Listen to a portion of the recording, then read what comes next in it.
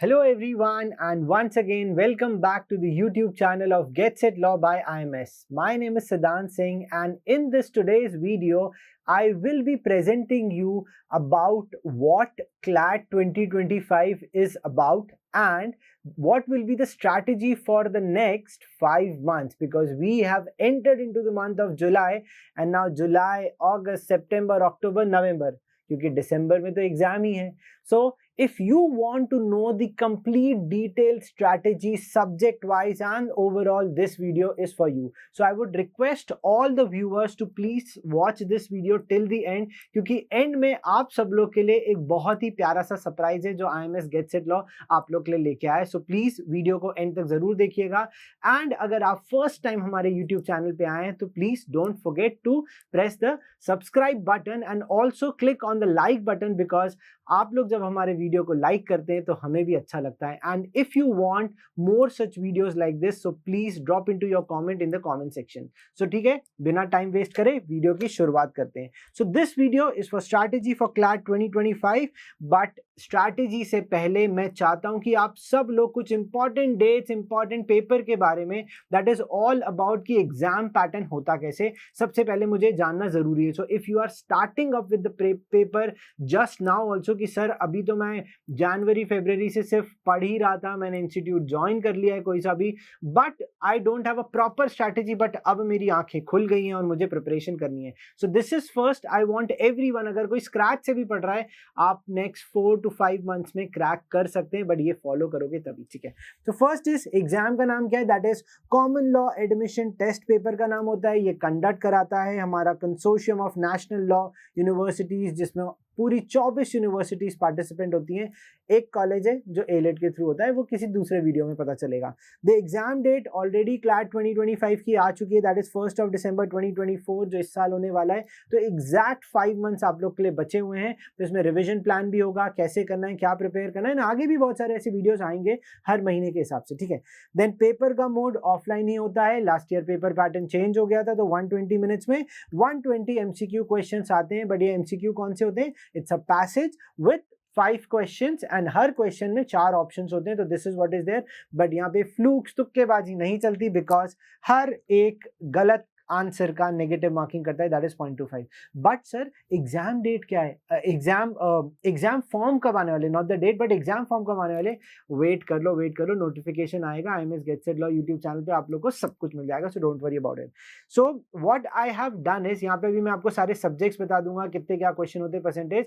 Then इस video को मैंने 2 पार्ट में डिवाइड किया गया, that is one is a general strategy and another one is the subject specific strategy. So ये शुरू करते हैं, बट पहले हम जान लेते हैं सब्जेक्ट्स क्या है. So we have 5 subjects: English, current affairs, legal reasoning, logical reasoning and quantitative techniques. And now the number of questions have been decreased, but the percentage remain the same, that is हमारे English के लिए 20%, current affairs और legal के लिए 25% of the total paper रहता है, and then 20% again logical reasoning का रहता है, and 10% of the total quantitative techniques का रहता है. and the number of questions यहाँ पे दिए गए, तो ये रेंज दी गई है. लास्ट ईयर इंग्लिश में 24 क्वेश्चन आए थे, हो सकता है इस बार 22 आए, बट हो सकता है करंट अफेयर्स में बढ़ा दिए जाए, या करंट अफेयर्स में 32 क्वेश्चन आ जाए, लीगल में कम कर दिए जाए.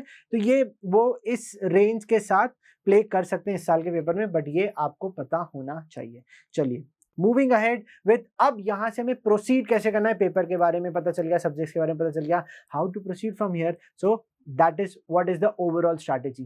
But what I have believed in the past 2-3 years, जब से मैं सारे बच्चों को मेंटर्स कर रहा हूँ, more than 10,000 स्टूडेंट्स को मैं मेंटर कर चुका हूँ पिछले 2-3 सालों में, मैंने एक ही चीज एनालाइज करी है, भाई कितनी भी पढ़ाई कर लो, बट जो पिछले साल के पेपर्स है ना, उस तक अपने आप को रिस्ट्रिक्ट करना बहुत जरूरी है. So you must know your paper, जो क्लैट 2020, 21, 22, 23, 24 के जो प्रीवियस ईयर पेपर्स रहे हैं, इसका कोई पैटर्न नहीं ढूंढना है, बट इसमें किस टाइप के क्वेश्चंस, कितना लेंथ ऑफ पैसेज आया, हम लोग ने सारे एनालिसिस वीडियोस दिए गए हैं यूट्यूब चैनल पे और आगे भी आएंगे. तो आप इन पेपर्स को एक्सेस कर सकते हो, and there are multiple videos also available. So जाके प्लीज पहले पेपर को जानो, पेपर को सॉल्व करने को नहीं बोल रहा हूँ, बट एटलीस्ट मुझे पता तो हो जिस ग्राउंड में मैच खेलने वाला हूँ वो ग्राउंड है कैसा, है ना, वो टर्फ का ग्राउंड है या वो घास वाला ग्राउंड है, वो क्या है, वो मिट्टी वाला ग्राउंड है क्या, वो टेनिस बॉल टूर्नामेंट है या लेदर बॉल टूर्नामेंट है, प्लास्टिक बॉल का, मुझे नहीं पता,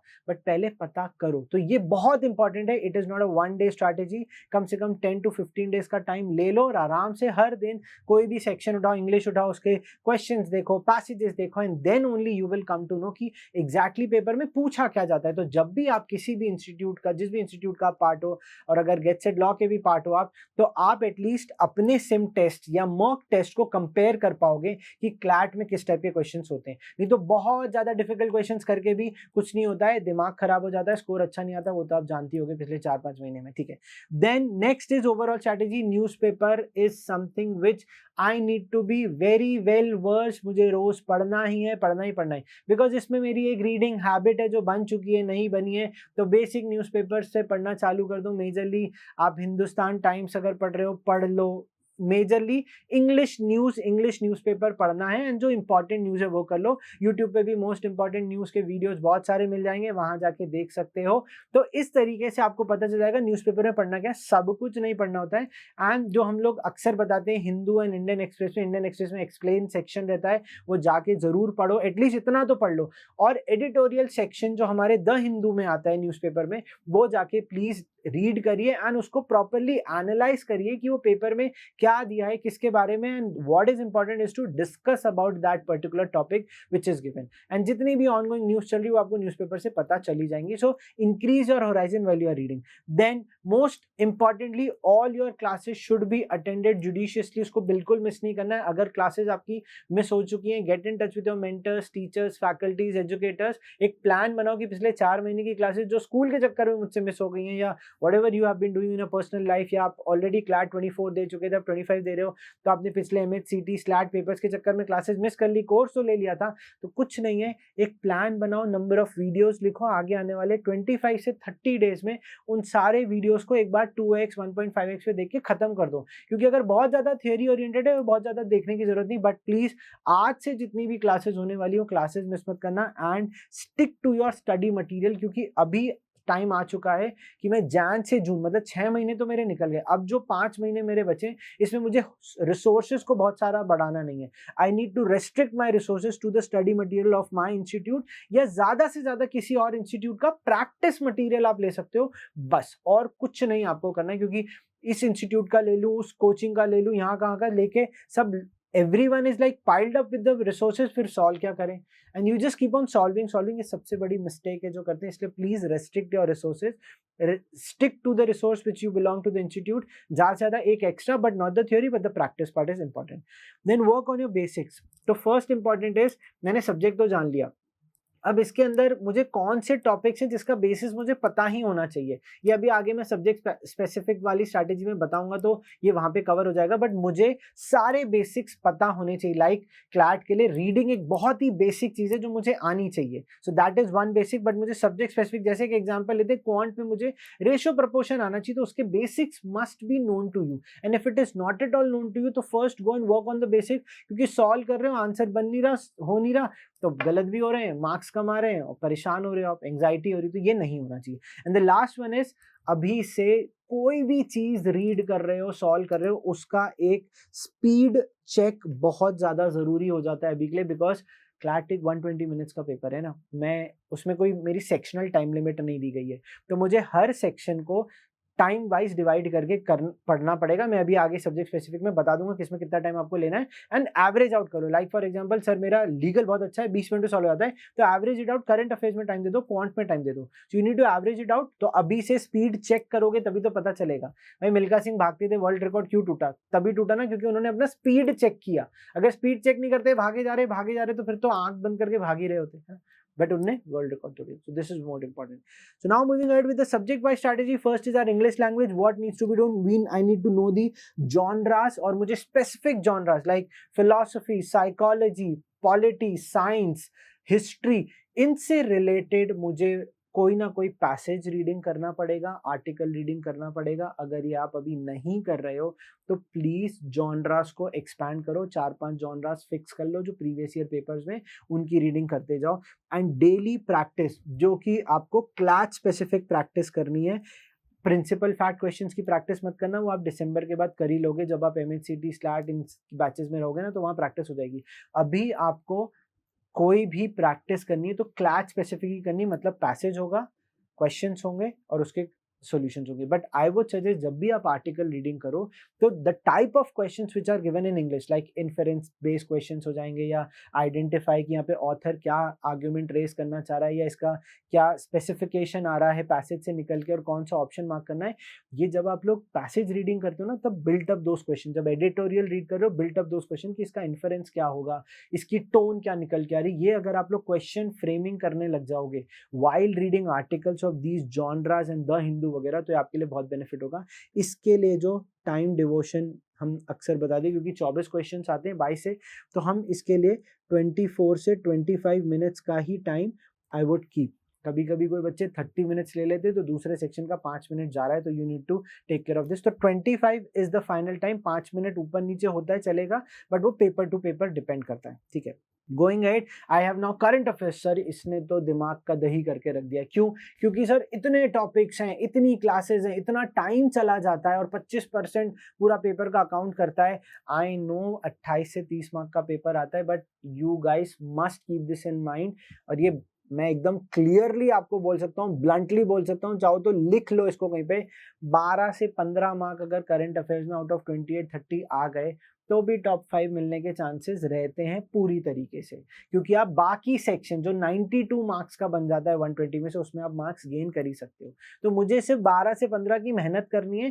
तो जिस भी इंस्टीट्यूट के आप मॉक्स अपेयर कर रहे हो या स्टडी मटेरियल आपके पास है, प्लीज उन्हीं रिसोर्सेज पे रेस्ट्रिक्ट करना, एंड जो भी टॉपिक्स आपको पढ़ाए जाते हैं क्लास में उनको टॉपिक वाइज नोट्स बनाना है। रिविजन प्लान अभी आपको बताऊंगा कैसे करना है। तो टॉपिक्स कौन कौन से यहाँ पे कवर होते हैं मेजरली, जैसे पॉलिटी कवर हो जाता है, साइंस एंड टेक कवर हो जाता है जिसमें मेजरली AI रिलेटेड भी आपको पढ़ाई करनी पड़ेगी। देन यहाँ पे इंटरनेशनल रिलेशन से रिलेटेड टॉपिक्स रहते हैं, then it is related with environment से रिलेटेड क्वेश्चंस होते हैं, देन इकोलॉजी से रिलेटेड टॉपिक पढ़ना होता है, देन स्पोर्ट्स बहुत इंपॉर्टेंट बन जाता है, स्पोर्ट्स एंड एंटरटेनमेंट से related. So these are few topics जो ऑलरेडी कंसोर्शियम की वेबसाइट पे दिए गए।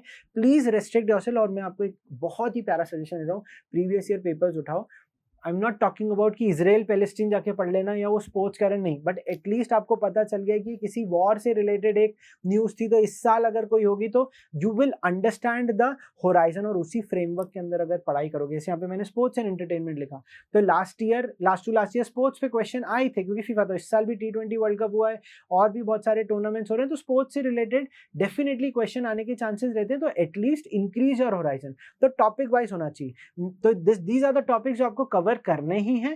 Gate in touch with your current affair faculty only and then talk to them, okay, क्योंकि आपको topic specific note making prepare कराना चालू करा देंगे। इसमें कितना टाइम दिन में जाना चाहिए, including newspaper and current affairs, 2 से 3 घंटे से ज्यादा टाइम नहीं देना, क्योंकि एनर्जी ड्रेन हो जाएगी। नेक्स्ट डे उठ के फिर से पढ़ लो, कोई दिक्कत नहीं।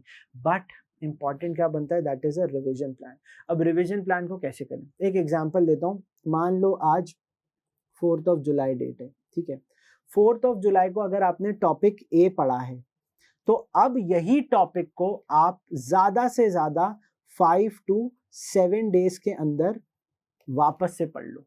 तो 4 जुलाई है, 5 दिन means 5th 6th 7th 8th 9th 10th।